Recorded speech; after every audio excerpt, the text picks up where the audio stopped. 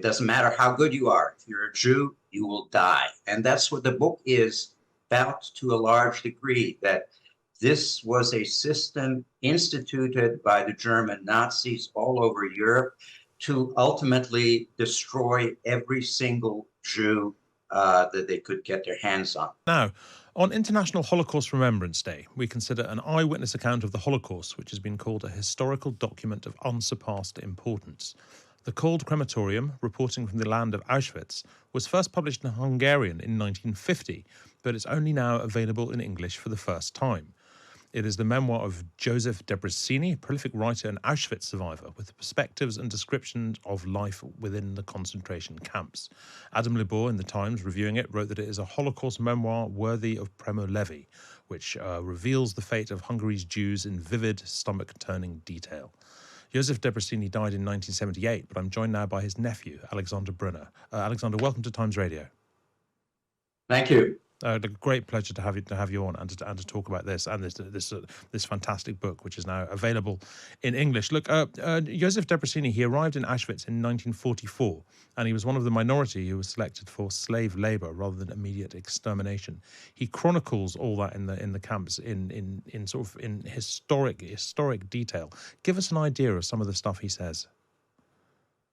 Well, I think he provides a very personal narrative, which puts you, the reader or the listener for the audiobook, right there with him. You feel like you're there. You see the people he sees. You are subject to the same feelings, smells, sounds, and actions that he observes.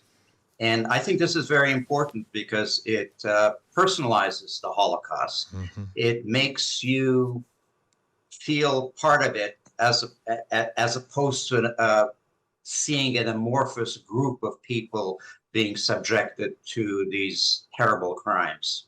One of the more, well, I guess, I mean, it's all upsetting, but one of the most striking things he talks about is the hierarchies in the camp, including the hated Capos, the Jewish prisoners who were sort of responsible for control and administering sort of the authorities' control within the camps. He talks about the Capos blossoming in the swamp. That's something that a lot of people are reluctant to discuss, about the dynamics that existed in concentration camps. Tell us a bit about what he says. Yes, he was very open about the role of the Capos, and you are right. It is something that is not that well known or discussed. The fact is that when people are subjected to such horrific conditions, and I mean horrific, these are conditions, particularly hunger, where the bonds, the natural bonds that we normally expect from humans, for example, the love between a father and a son, are broken. And he describes how sons and fathers who literally fight over a morsel of bread. So under those conditions, people react in different ways. Some are very noble and some are despicable. And the despicable ones chose to serve the Nazi enforcers by brutalizing their fellow Jews. Yeah, and I always think it's one of the most sort of the most vital lessons of the Holocaust that we all have to ask ourselves which direction we'd have gone in and how we can be so sure. The Nazis Absolutely. in this book are to an extent sort of in the background, often having sadistic cameos. There's a bit where an SS officer asks a capo who his best worker is, for example. So this is something that has been observed happening in a number of camps, and Yoshi, I called it, Uncle Yoshi, wrote about it. About half-armed, the commandant comes in, asks who is the best worker, and shoots him, and says then this is a small demonstration to show that even the best Jewish worker must croak, must be killed. And this is obviously designed to kill any hope among the slave laborers. It doesn't matter how good you are. If you're a Jew, you will die. And that's what the book is about to a large degree, that This was a system instituted by the German Nazis all over Europe to ultimately destroy every single Jew that they could get their hands on. Yeah, yeah, indeed. Tell us a bit about your uncle, about Józef Debreczeni, who he was before the war and indeed after the war. He was a very talented writer, poet, journalist. He was born in Budapest when it was part of the Austro-Hungarian Empire. And he and his family, including my father, who was Józef's younger brother, had to flee Budapest in the aftermath of World War I. There was a short-lived socialist revolution in Hungary led by a Jew, Bela Kun, that was violently suppressed. And there was intense, violent anti-Semitism in 1919. And the family and many thousands of other Hungarian Jews fled to the neighboring kingdom of Yugoslavia, to a region called Bach. And Józsi, started his career as a very young man. He went straight from high school basically to working. He was an editor. And then this reflects sort of the ups and downs of Jewish history. As the climate in Budapest improved a little bit for Jews, he was actually recruited to a very prestigious position at a Budapest newspaper. Unfortunately, that only lasted for about 6 years. New anti-Semitic legislation came in 1938 in Hungary, and he was fired. He went back to Yugoslavia and restarted his career. And of course, the worst was still to come. Yugoslavia was occupied in April 1941.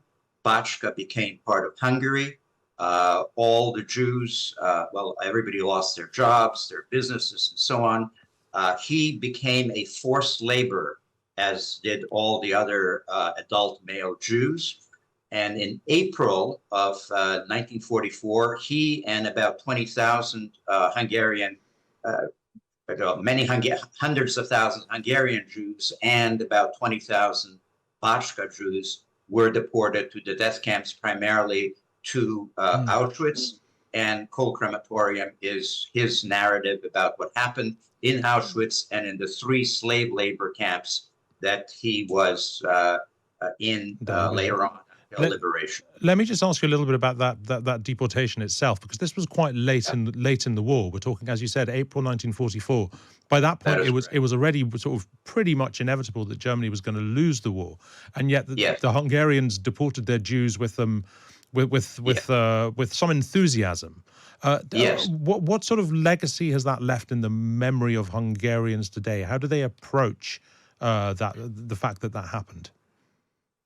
Well, this is really part of a broader question. How do all of the countries look back at World War II?